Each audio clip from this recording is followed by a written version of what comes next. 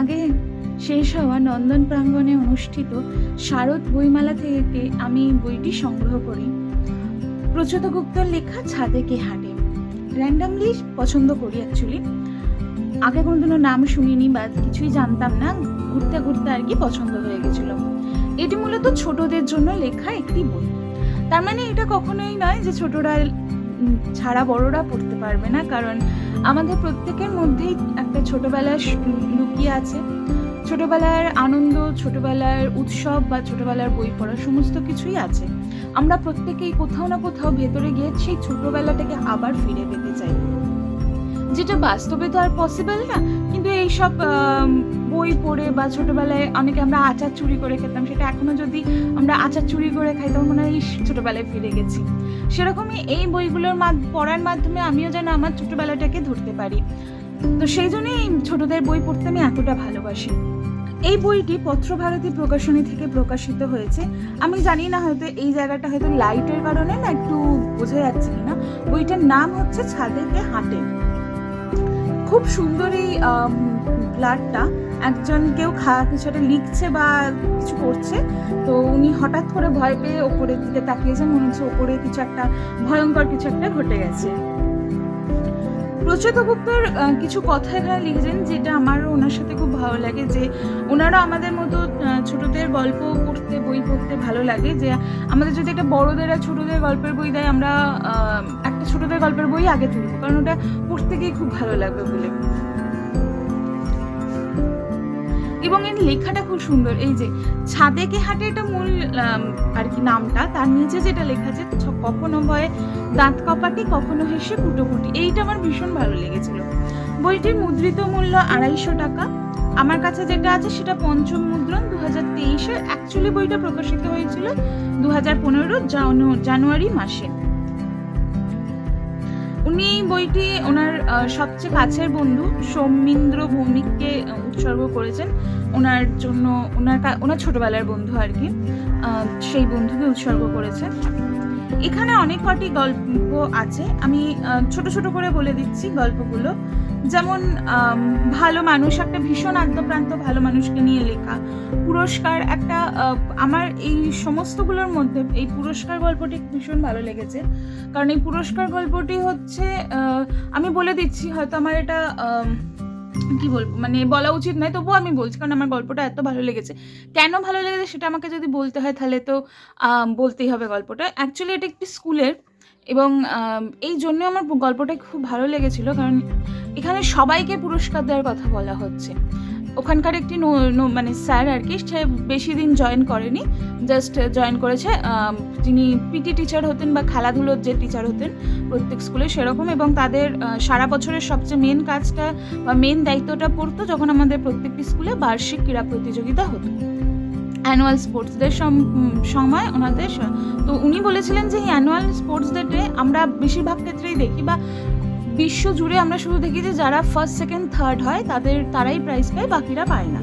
তো আমরা ছোটবেলা থেকে একটা কথা শুনে আসি যে স্পোর্টসম্যানশিপ স্পিরিট, বা যে খেলায় অংশগ্রহণ করাটাই সবচেয়ে বড় কথা, তুমি হারো যেতো ডাজন্ট ম্যাটার। কিন্তু পুরস্কার দেওয়ার সময় আমরা শুধু জিতটাকেই সেলিব্রেট করি, হারটাকে করি না, তার শুধুমাত্র প্রতিযোগিতায় অংশগ্রহণটাকে করি না, খুব ছোটদের সান্ত্বনা পুরস্কার দেওয়া হয়। কিন্তু এই গল্পটায় ওই জিনিসটাকেই আর কি দেখিয়েছে, যে সবাইকেই ওরা মানে প্রতিযোগিতা শেষে সবাইকেই পুরস্কার দিয়েছিল, এবং সবাইকে এক পুরস্কার দিয়েছিল। তোমার জেতার জন্য কোনো সেলিব্রেট হয়নি, তুমি যে নাম দিয়েছো, খেলাটায় অংশগ্রহণ করেছো, তার জন্য সেলিব্রেট হয়েছে। তো এই গল্পটি আমার ভীষণ ভালো লেগেছে। সুন্দরবনে বাঘ দেখতে যাওয়ার একটা ঘটনা, ভীমপুরের খেতাব, এখানে একজন সবাইকে আর কি খেতাব দিয়ে বেড়াবে, ভীষণ হাসির গল্প।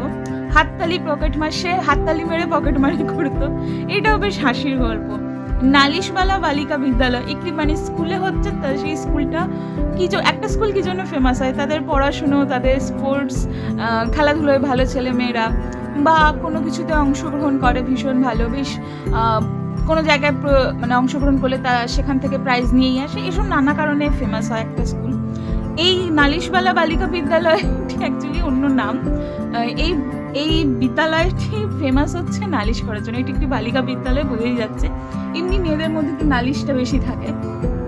এখানে মানে এখানকার ছাত্রীরা আজকে নালিশ না করতে পারলে মানে যায় অবস্থা, মানে নালিশ না করে থাকতেই পারে না, এরকম একটা ব্যাপার। এরপরে হচ্ছে ফিনিশিং, শিমুলতলার ডাকাত, ব্রজেন জমিদারের বন্দুক। এখানে একজন জমিদারের বন্দুক ছিল এবং এই গল্পটিও খুব ভালো শিক্ষণীয় গল্প একটি। ভীতু গ্রাম, যেমন খুশি সাজো, এটি একটি স্কুলের ক্রীড়া প্রতিযোগিতা নিয়ে লেখা, যে আমাদের যেটা হয় না যেমন খুশি সেজে একজন বিভিন্ন রকম সেজে আসে, এই নিয়েই গল্পটি, পুরোটা বলছি না, বাট ভীষণ মজার। আর এবং লাস্টে হচ্ছে এই বইটার নামেই যে গল্প, মানে এই গল্পটির নামেই বইটা, ছাদে কে হাঁটে, এটা একটু ভয় হাসি এরম মিলিয়ে তো সব কিছু আপনি হাসির যেমন পাবে, শিক্ষণীয় জিনিস যেমন পাবেন, তেমনি ভয়ের গল্পও আছে, সব কিছু মিলিয়ে মিশিয়ে এই বইটি। টোটাল 12টি গল্প এই বইটিতে আপনারা পাবেন। খুব সুন্দর লেখা। এবং আর একটা জিনিস ভালো লেগেছে, অলংকরণ আছে। এই যে দেখুন, ভালো মানুষ এরম একটা অলংকরণ, প্রতিটা মোটামুটি প্রত্যেকটি গল্পের শুরুতে, কিছু গল্পের শেষে অলংকরণ আছে। এবং যেটা হবে, এটা তো মূলত বাচ্চাদের বই, তো তারা যখন নিজের হাতে ধরে পড়তে থাকবে, তখন এই অলংকরণগুলো থাকলে তাদের মধ্যে আরও পড়ার আর কি ইচ্ছাটা বা ভালো লাগাটা বেড়ে যাবে। হ্যাঁ, এখন অনেকেই বলতে পারেন যে এগুলো একটু কালারিং হলে ভালো হয়, ডেফিনেটলি ভালো হয়, কিন্তু তখন যেটা হবে সেটা হচ্ছে কস্টটা বেড়ে যাবে, ফলে তো বইটার দামটাও বেড়ে যাবে। তার থেকে বেটার আমার ছবি আছে, সেটা সাদা কালোতে কোনো অসুবিধা নেই, দেখতে খুবই ভালো লাগে। এখন তো কালারিংয়ের যুগ, আমাদের সময় সব কিছুই সাদা কালোই ছিল, তো আমাদের ভালো লাগে বেশ। ছবি থাকা নিয়ে কথা, সবচেয়ে বড় কথা। তো আমি বলবো যাদের বাড়িতে ওই যারা পড়তে শিখেছে একটু বড়, মানে একদম ছোট বাচ্চাদের তো নয়, যারা একটু পড়ে বুঝতে শিখেছে, ধরুন 6-7 কি 5-6-7 এরকম তারা এই বইটি তার সেসব মানে বাচ্চাদেরকে আপনারা এই বইটি গিফট করতে পারেন। বা অনেক সময় যেমন আমাদের স্কুলে দেখেছি, পরীক্ষার পর যেদিন রেজাল্ট আউট হতো, সেদিন রেজাল্টের সাথে একটা করে বই প্রত্যেককে গিফট করা হতো। এবার যারা ক্লাস থেকে স্ট্যান্ড করতো তাদেরকে একটু ভালো বই দেওয়া হতো, আর বাকি ওই সান্ত্বনা পুরস্কারের মতো প্রত্যেককে যারা পাস করতো প্রত্যেককে একটা করে বই রেজাল্টের সাথে দেওয়া হতো। তো সেই বইগুলো সাধারণত একই হতো, মানে একটা ক্লাসের জন্য একই বই কেনা হয়েছে এরকম। তো তখন আমার মনে হয় যে আমাদের সময় যেগুলো দেওয়া হতো, যেমন বঙ্কিমচন্দ্র চট্টোপাধ্যায়ের লেখা, রবীন্দ্রনাথ ঠাকুরের লেখা, ওই বয়সে না, মানে ওই 5-6-7-8 ওই বয়সে কিন্তু ওই লেখা আমরা বুঝতাম না, সত্যি কথা। ফলে তো ওই বইগুলো পড়ার আগ্রহ আমি তখন পাইনি, কোনোদিনই পাইনি। কিন্তু সেই তুলনায় ওই ক্লাসগুলোর জন্য যদি এই ধরনের বইগুলো দেওয়া হয়, তাহলে কিন্তু খুব ভালো হবে, সেই স্টুডেন্টগুলো পড়তেও আগ্রহী হবে, এবং এর ফলে ধীরে ধীরে একটা বই পড়ার যে নেশা বা আগ্রহ জন্মাবে প্রত্যেক মানুষের মধ্যে। মূলত সেই উদ্দেশ্যেই আমার স্কুল দিত, বা আমার মতো অনেক স্কুলও দেয়, যাতে আমাদের বই পড়ার যে উদ্দেশ্য বা বই পড়ার যে ভালো দিকটা, সেটা প্রত্যেকটি স্টুডেন্টের মধ্যে আসে। তো আমাদের মধ্যে স্টে করে গেছে, আমাদের মধ্যে কিছু মানুষের মধ্যে। তো আমি বলবো যে এই যে জিনিসটা, এটা খুব ভালো। এবং যদি স্কুল থেকে নাও দেয়, আমরা তো পরীক্ষার পর ভালো রেজাল্ট হলে, মানে আমি বলছি না ফার্স্ট সেকেন্ড থার্ড হলে, আমাদের তুলনায় ভালো রেজাল্ট হলে আমরা অনেক সময় আমাদের সন্তানদের কিনে দিই বই, অনেকেই কিনে দেয়।